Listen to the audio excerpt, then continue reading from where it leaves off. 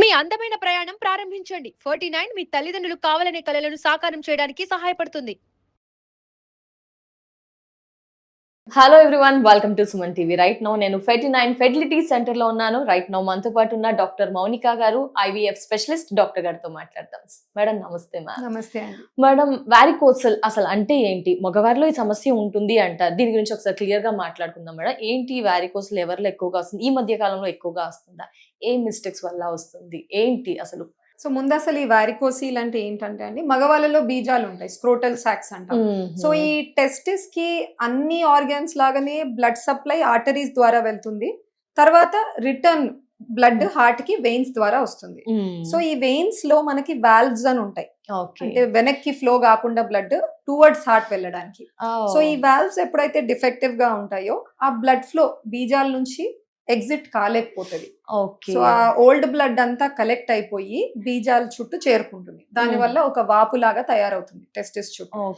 దాన్నే మనం వారికోసీల్. వాల్వ్స్ దగ్గర ఎందుకు బ్లాక్ అవుతూ ఉంటాయి? ఎందుకు ఆ ఛాన్సెస్? అది వాల్వ్స్ కి రీజన్స్ లేవు. మోస్ట్లీ వాల్వ్యులర్ ఇన్సఫిషియన్సీ అంటాం. వారికోస్ వెయిన్స్ లాగా ఇప్పుడు మనకు లెగ్స్ లో కూడా కొంతమందికి వెయిన్స్ చూస్తూ ఉంటాం. సేమ్ అదే ప్రాబ్లం ఏమో చాలా ఎక్కువగా నడవకపోవడం, నిలిచి కంటిన్యూ, అలా రీజన్స్ ఉంటాయి. దీనికంటూ ఏం రీజన్స్? అంటే సేమ్, అంటే వాళ్ళకి పెయిన్ కంప్లైంట్స్ ఉంటాయి. బీజం దగ్గర పెయిన్ ఉండడం, డిస్కంఫర్ట్ ఉండడం, ఇవన్నీ కూడా ఎలా ఉంటాయి? వాపు వస్తుంది అక్కడ. వాళ్ళకు బాగా సివియర్ గ్రేడ్ ఉంటే వాపు ఉంటుంది, లేదా పెయిన్ ఉంటుంది, లేదా కొంతమందికి జస్ట్ డిస్కంఫర్ట్ ఉంటుంది, హెవీనెస్ లాగా.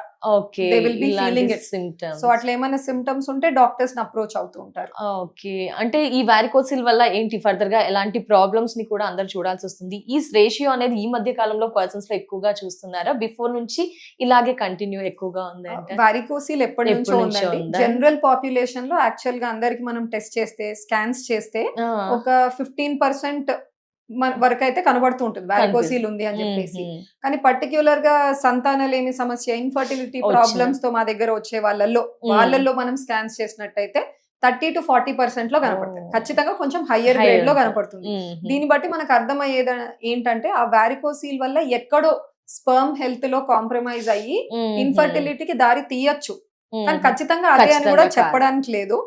And one more thing is, ఈ వారికోసిల్ 90% వరకు ఏ సిమ్టమాటిక్ ఉంటుంది, కంప్లైంట్స్ ఉండవు, వాళ్ళకి తెలియదు. వాళ్ళకి స్కాన్ చేస్తే బయటపడుతుంటుంది. ఈ సమస్య కోసం ఇక్కడికి వస్తే అలాంటి వాళ్ళకి ఎక్కువ వాళ్ళకి బయటపడుతూ ఉంటుంది తర్వాత.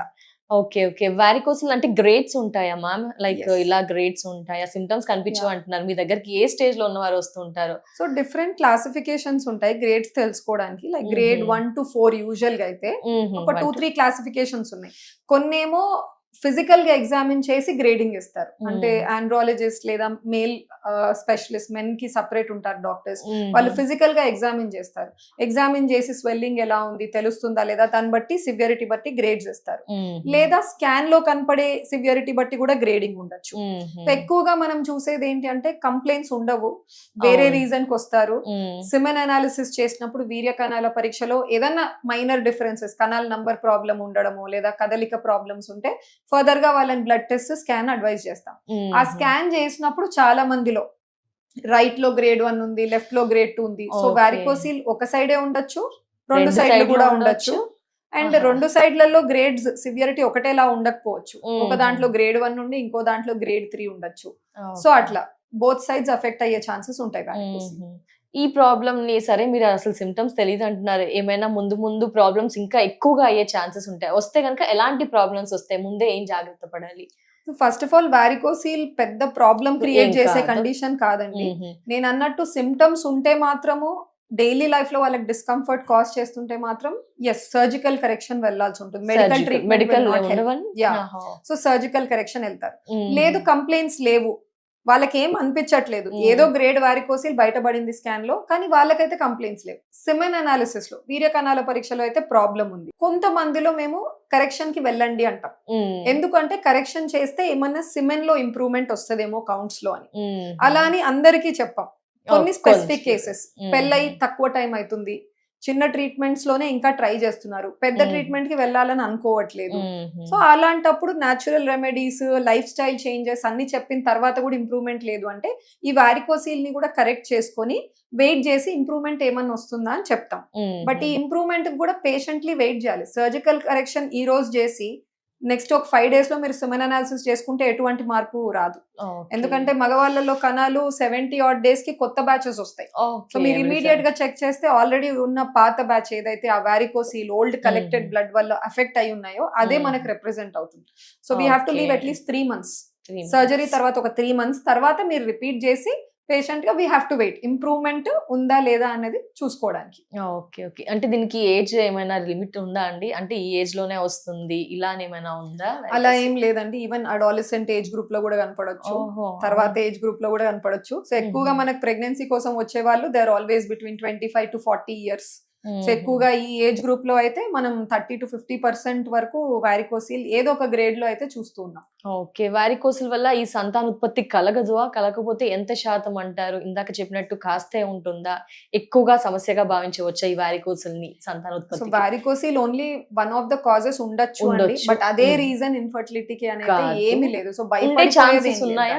ఉండే ఛాన్స్ ఉండొచ్చు. ఉండొచ్చు. నేను అన్నట్టు అదే. సో బాగా ఇబ్బంది కణాల పరీక్షలో కదలిక ఏమైనా ఎఫెక్ట్ అయి ఉంది, వారికోసిల్ కూడా బాగా హై గ్రేడ్ లో ఉంది అంటే కొంతమంది డాక్టర్స్ కరెక్ట్ చేసుకున్న తర్వాత 3 months కి ఇంప్రూవ్మెంట్ చూసిన కేసెస్ ఉన్నాయి. అలానే అందరికి యూనివర్సల్ గా మనం సర్జరీ చేయాలి అని అయితే ఏం లేదు. ఓకే. ఇఫ్ వారికోసిల్ సమస్య ఈ IVF కి కానీ మిగతా అదర్ ట్రీట్మెంట్ సంతానం కావాలని వచ్చినప్పుడు దీన్ని ఏ విధంగా ట్రీట్ చేస్తారు? ఫస్ట్ దీన్ని సాల్వ్ చేసినాకే IVFs కి ఫర్దర్ గా అలాంటి వాటికి వెళ్తూ ఉంటారా? నాట్ నెసెసర్లీ అండి. నేను అన్నట్టు సబ్ క్లినికల్ ప్రాబ్లమ్ క్రియేట్ చేయట్లేదు, కణాల కౌంట్ లో అవన్నీ కూడా ఇబ్బంది లేదు అంటే we go forward with treatment. అయినప్పటికీ వారికోసిల్ వల్ల మనం చూసే effect DFI, DNA fragmentation index అని ఉంటుంది. ప్రతి స్పర్మ్ లో DNA లో బ్రేక్స్ వస్తూ ఉంటాయి. సో ఈ ఓల్డ్ బ్లడ్ కలెక్ట్ అవ్వడం వల్ల DNA బ్రేక్ పర్సెంటేజ్ ఎక్కువగా ఉంటే మేము IVF లాంటి ట్రీట్మెంట్స్ వెళ్ళేటప్పుడు స్పర్మ్ సెలెక్షన్ టెక్నిక్స్ అని కొన్ని ఉంటాయి, మైక్రోఫ్లూయిడిక్స్ అట్లా కొన్ని ఉంటాయి. సమ్ డివైజెస్ వి యూస్ వేర్ స్పర్మ్స్ లో ఏవైతే తక్కువ DNA బ్రేక్స్ ఉన్నాయో అవి సెలెక్ట్ చేసుకొని వేస్తాం. So we can do that. Okay. IVF varicocele సమస్య తెలియదు అంటున్నారు. కొందరికి లైక్ ఇలా వీడియో చూసినప్పుడు కానీ పర్సనల్ గా వాళ్ళు చెక్ చేసుకోవాలనుకున్న ఏమైనా ఎలా చెక్ చేసుకోవచ్చు అంటారు? Simple ultrasound scrotum. ఎవరైనా ముందైతే ఫిజికల్ స్పెషలైజేషన్ ఎగ్జామినేషన్ చేసుకుంటే బెటర్. అంటే ఆండ్రాలజిస్ట్ కానీ యూరాలజిస్ట్ కానీ వీళ్ళని కన్సల్ట్ అవ్వాలి. కన్సల్ట్ అయ్యి ఒకసారి ఫిజికల్ ఎగ్జామినేషన్ చేయించుకొని వాళ్ళే అడ్వైస్ చేస్తారు. అడ్వైస్ చేసినట్టయితే మనకు అల్ట్రాసౌండ్ స్క్రోటం అడ్వైస్ చేస్తారు, దాంట్లో బయటపడుతుంది. దాంట్లో తెలుసు. థ్యాంక్ యూ సో మచ్ అండి. నమస్తే. నమస్తే.